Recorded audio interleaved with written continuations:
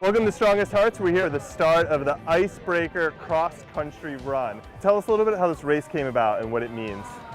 It seems like most of my bad ideas happen on a run. So my friend Chris Martin, who's one of my teammates, and I, about 6 months ago, were out for a run and talking about my own transcontinental attempt back in 2008, and he was encouraging me to do it again.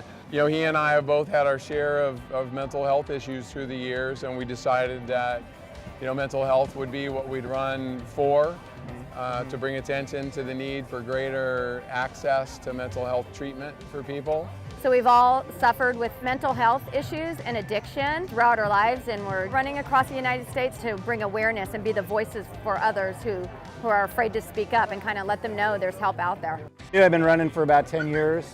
I got into it wanting a whole new life, weighing 320 pounds and being an alcoholic, drug addict, and a lot of the issues this run's about touched me deeply. I got sober and I just cleaned up my diet, just whole foods, no processed foods. And then when I started getting more serious about my running, I switched to a plant-based diet. So I'd lost 140 pounds, and then I dropped another 20, and now it's entirely plant-based. No bread, no sugar is my main thing. So logistically, how are you dealing with feeding all of these folks? Everything is organic, everything is sustainable. Everything. I mean, we went to great lengths to try to make this not just about mental health, but also being very responsible for the environment. We have almost all vegetarians or vegans on board too. So in a way that's made it easier. I figure if we get hungry enough, we'll figure it out. How are you going to fuel for this? Like, what are you going to be eating while you're running and after runs? I'm eating a lot of dates as I'm running, and bananas, and packets of baby food, and raw almond butter, which I love. So stuff like that that's like powerful, calories and carbohydrates, and that'll keep me fueled, and coconut water too. A lot of people are concerned about eating enough just for a half marathon. How are you going to eat enough for multiple marathons over and over every day? So for me, I try to eat something every hour, whether it be a gel or a half a banana or a packet of baby food banana. As long as you're eating something every hour. When you're running one day, you're actually running for the next day in how you eat and how you fuel.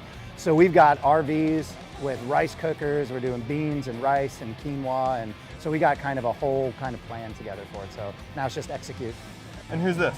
This is Truman, my ultra running doxy, and he will be running 3 to 5 miles every day when I run 25 miles a day. What kind of pace are you keeping for this? Like 5-hour marathons. We want to keep it around 10 to 11 minute pace, because we don't want to go too fast and blow up or get injured. So, And how many marathons and how many days is that?